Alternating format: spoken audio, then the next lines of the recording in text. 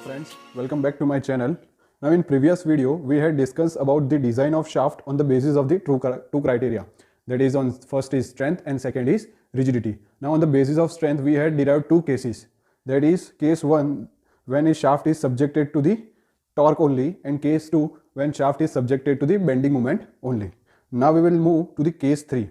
Case 3 is this shaft is subjected to combined loading, that is torsion and bending. Okay, in this case the shaft is subjected to the combined loading, that is torsion and bending. Now we will see first due to torsion,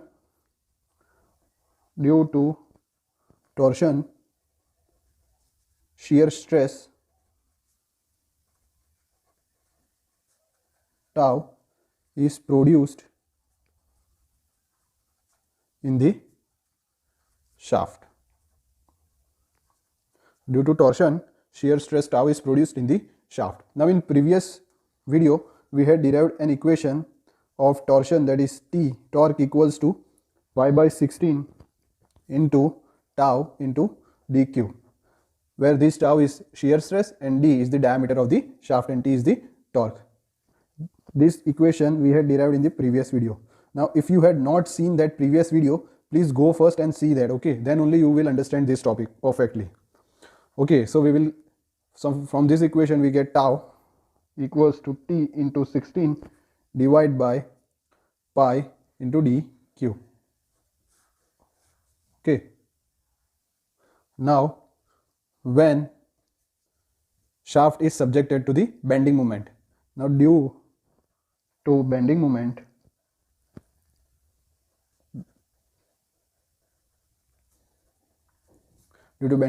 M, a bending stress sigma b is produced in the shaft.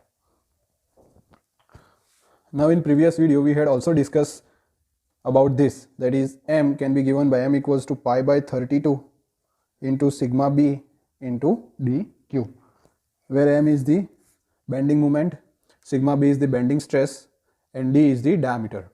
Now from this equation we can get sigma b equals to 32 m divided by pi into dq. Okay, so this is equation number 1 and this is equation number 2.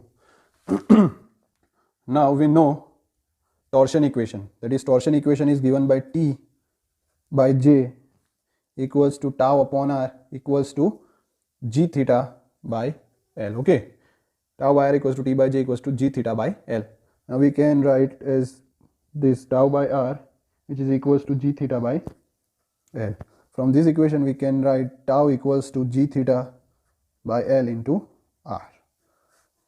Now from this equation we can say that shear stress tau is directly proportional to the radius of the shaft in case when it is subjected to the torsion. That means with the increase in the radius, shear stress increases, means at the outer surface of the shaft the shear stress is the maximum. Okay, now we will move to this.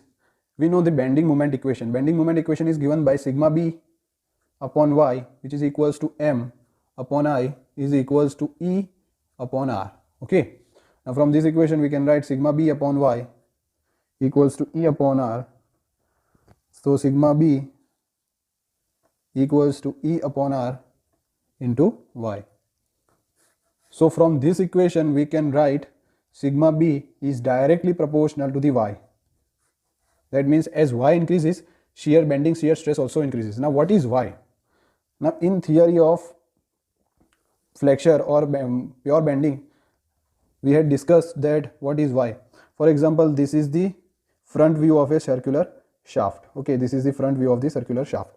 This is the circular shaft, not consider this as a rectangle. Okay, this is the circular shaft. Now this is the neutral axis. Okay, this is neutral axis N. Now consider any fiber AB. In theory of flexure we had discussed this. Okay, any fiber AB and this is the distance y. Now after integrating, if you will see the video of flexure stress, you will understand what is y. You will understand what is y. So y is the distance from the neutral axis to the outer surface. Okay, y is the distance from the neutral axis of the shaft to the outer surface of the shaft. That means when we move towards the outer surface of the shaft, we get the maximum bending stress from this equation. That is, if y increases, we get the maximum bending stress. So as this shear stress and bending stress is maximum at the outer surface, so we can consider this case as the biaxial stress system, okay, because we have two stresses at the outer surface in two different directions. So what is biaxial loading? When we apply loads along two different directions or along two different axes, it is called as biaxial loading. So this is the biaxial stress system, okay. Along x we have sigma, and this is shear stress which is acting on the outer surface, okay. This is the biaxial stress system. Now using principal stress theory, we can find the normal stress, okay. By using principal stress theory, we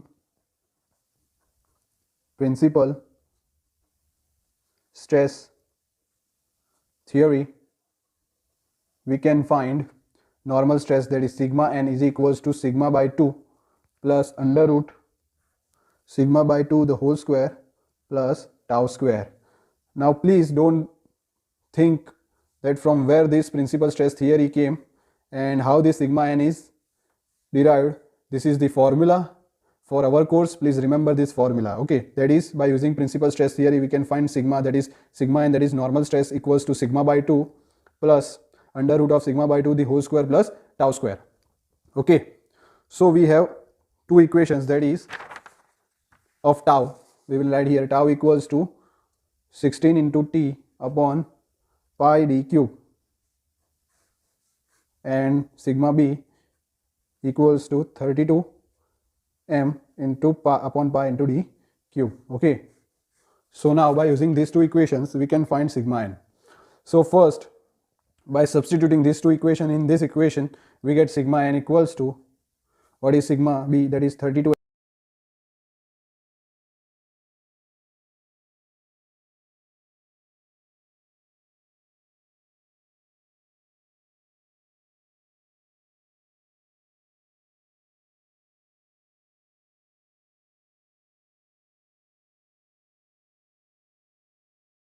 equation, we get 32 2, so it will be 16 m upon pi into d cube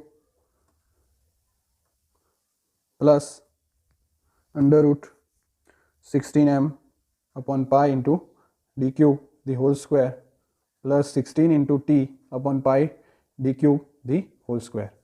Now from this square root, we can take 16 upon pi d cube the whole square as common. Outside the square root, we get 16 into m upon pi d cube plus 16 upon pi d cube. Outside the square root, we get this m square plus t square, okay. So again, from this we can take 16 upon pi d cube as common.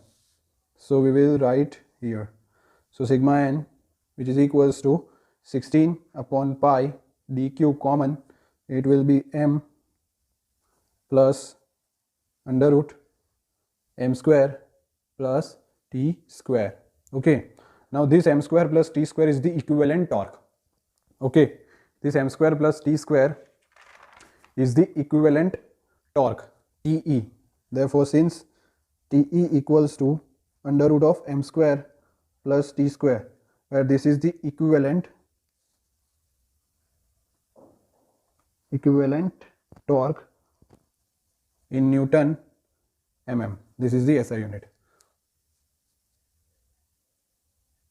So now sigma n equals to 16 upon pi into d cube into m plus Te, okay.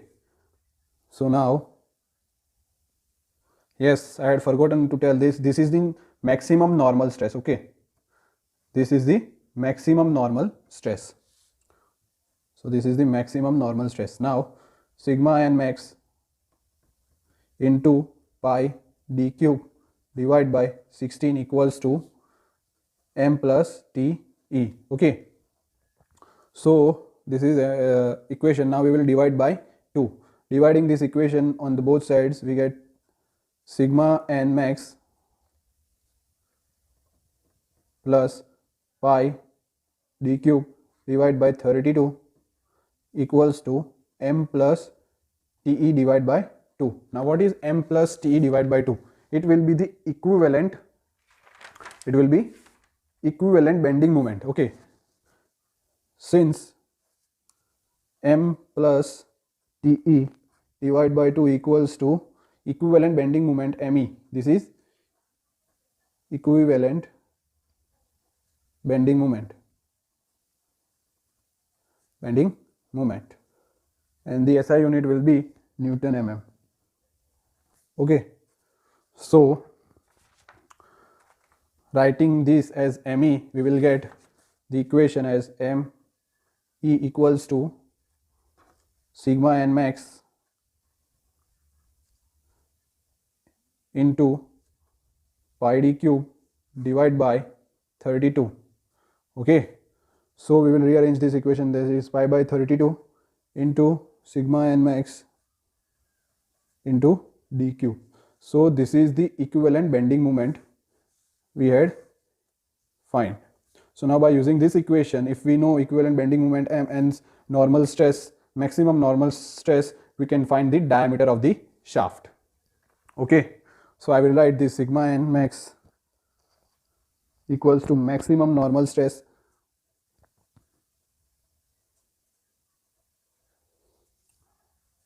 d equals to diameter of the shaft, diameter of solid shaft, and m is the equivalent bending moment. Okay, now similarly we can find this tau max. Okay, that is maximum shear stress by using principal stress theory. Okay, according to principal stress theory,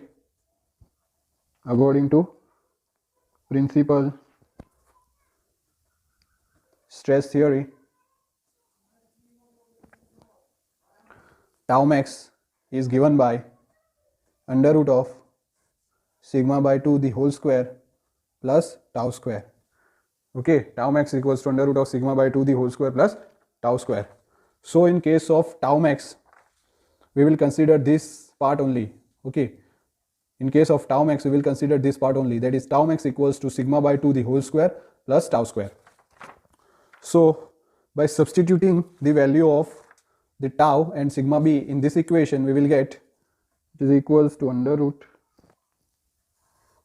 what is sigma b, that is 32 m upon pi d cube into 2 the whole square plus what is tau, that is 16 into t divided by pi into d cube the whole square. Okay, so we will rearrange this equation and simplify. On simplifying the equation, we will get tau max equals to, this 2 cancels the 32 by 16, that is tau max equals to under root of 16m divided by pi d cube the whole square plus this 16 into t upon pi d cube as the same. Now taking this 16m upon pi d cube as common, so out of the square root we get only 16 upon pi d cube as common. Okay, so out of the square root we get 16 upon pi d cube, under square root we get m square plus t square. Now we had write this m square plus t square as equivalent torque. So we will substitute this equals to Te. This is the equivalent torque. So tau max, which is equals to 16 upon pi d cube into Te. So Te is equals to tau max into pi d cube divided by 16. So on rearranging it, we can get Te equals to pi by 16 into tau max into d cube. This is also for hollow shaft, where tau max is the maximum shear stress and d is the diameter and Te is the equivalent torque in Newton mm. So by knowing the value of Te, tau max, we can find the diameter of the shaft. Okay, this is for the solid shaft. Now we will move to find for hollow shaft. So it is very easy, just we have to values in the equation now. So for hollow shaft, first we had find the equivalent bending moment. So in previous lecture, in previous video, we had derived the two conditions for the hollow shaft. So from that we will write ME equals to pi by 16 into sigma n max into d1 cube into 1 minus d2 upon d1 the whole raised to 4. Okay, this we had derived in the previous video, so please refer this previous video. Okay, so ME equals to pi by 16 into d1 cube into 1 minus d2 by d1 into sigma n max. Okay, so it is pi by 32. So pi upon 32 into sigma n max into d1 cube upon 1 minus d2 upon d1 the whole raised to 4, where d1 equals to outer diameter of the hollow shaft, d2 is the inner diameter of the hollow shaft. Okay, so this is the equation, that is ME equals to pi by 32 into sigma n max into d1 cube into 1 minus d2 by d1 the whole raised to 4, where d1 is the outer diameter and d2 is the inner diameter of the hollow shaft. Now we will move in case of equivalent torque, that is TE. TE equals to pi by 16 into tau max into d cube. So TE equals to pi by 16 into tau max into d cube. Now in place of d cube we will write d1 the whole cube into 1 minus d2 by d1 the whole raised to 4. I am again repeating, for this portion please refer the previous video. In that video I had discussed this in detail, that how this equation has came. Okay, so TE equals to pi by 16 into tau max into d1 cube into 1 minus d2 by d1 the whole raised to 4, where d1 is the outer dia and d2 is the inner dia of the hollow shaft. Okay, so this is T. So that's all. If you had any doubts, please ask in the comment section. Okay, so please like, share and subscribe this video. Thank you.